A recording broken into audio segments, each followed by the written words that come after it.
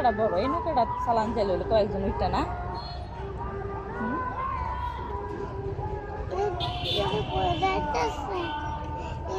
কেন ঘুমায় নাকি? হিদিকে যাবো, হিদিকে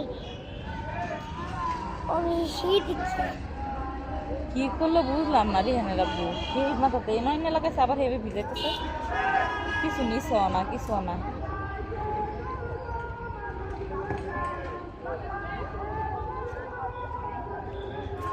বাবা হুম পান্ডা ইয়ে বেতে ইমো কোসে কেরে বলতে পারতেছি না তো।